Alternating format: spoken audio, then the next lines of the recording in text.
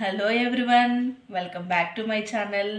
Today's recipe బ్రెడ్తో అయితే పకోడా చేసుకుందామండి. ఇది సింపుల్గా అయిపోతుంది, ఈవినింగ్ స్నాక్ లాగా బాగుంటుందండి.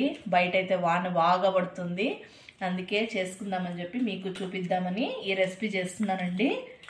దీనికి కావాల్సిన పదార్థాలు ఒక 5 నుంచి 6 పచ్చిమిర్చి అయితే తీసుకోండి, ఒక ఉల్లిపాయ, అలాగే అల్లాన్ని మళ్ళీ తెల్లగడ్డల్ని చిన్న ముక్కలుగా కోసి ఇందులో అయితే వేసుకొని పేస్ట్ చేసుకోవాలండి.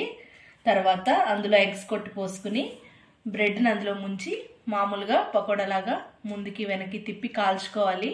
బ్రెడ్ టోస్ట్ లాగానే ఉంటుంది, కాకపోతే డిఫరెంట్గా ఉంటుందండి. టేస్ట్ చాలా బాగుంటుంది, ఒకసారి అయితే ట్రై చేసి చూడండి. ప్రాసెస్ అయితే చూద్దాం. దీన్నైతే ముందుగా కచ్చాపచ్చాగా పేస్ట్ అయితే చేసుకుందామండి. నేనైతే అల్లం వెల్లుల్లి పేస్ట్ రెడీగా చేసి పెట్టున్నాను ఇంట్లోదే, ఫ్రెష్ది అది యాడ్ చేశాను. మీరైతే అల్లాన్ని వెల్లుల్లిని ఫ్రెష్గా యాడ్ చేసుకోండి, ఇంకా బాగుంటుందండి టేస్ట్. ఇలా కచ్చాగా పేస్ట్ చేసుకున్నాం కదా, ఇందులో తగినంత సాల్ట్ అయితే యాడ్ చేస్తున్నానండి. ఎగ్స్ని కూడా కొట్టి ఇందులోనే కలుపుకుందాం.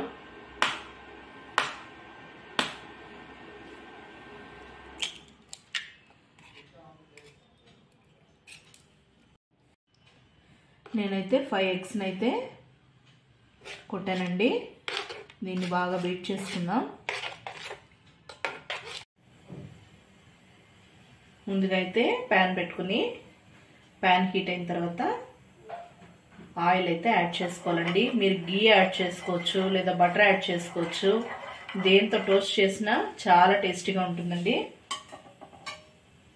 మనం రెడీ చేసి పెట్టుకునే మిక్స్లో బ్రెడ్ని ఇటు సైడ్ అటు సైడ్ ముంచి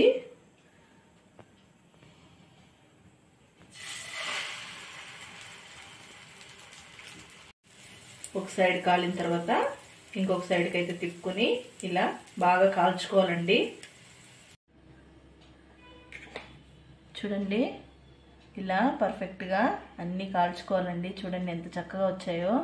స్నాక్ అయితే చాలా టేస్టీగా ఉంటుందండి, ఒకసారి ట్రై చేసి చూడండి.